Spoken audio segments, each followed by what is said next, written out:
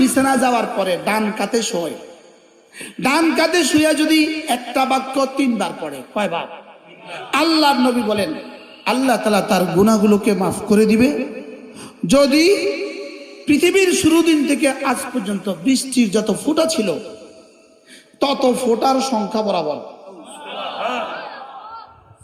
পৃথিবীতে যত গাছ আছে তত গাছের পাতা বরাবর। কি শুনলেন? এরপরে রাসূল বলেন পৃথিবীতে যত ধূলিকণা আছে তত ধূলিকণা বরাবর। এবার এত গুনাহ কার কার আছে? কোন মুমিনের এত গুনাহ আছে?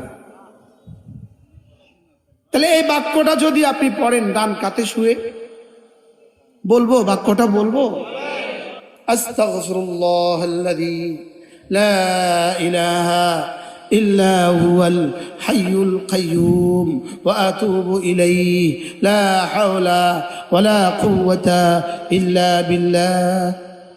আজ থেকে পড়বো তো? বলেন ইনশাআল্লাহ। রাসূল জীবনে যখন যা করেছেন বলেন, আমিও আমার জীবনে তখন তা করব, বলেন ইনশাআল্লাহ। আল্লাহ তাআলা এই মাদ্রাসাকে কবুল করেন।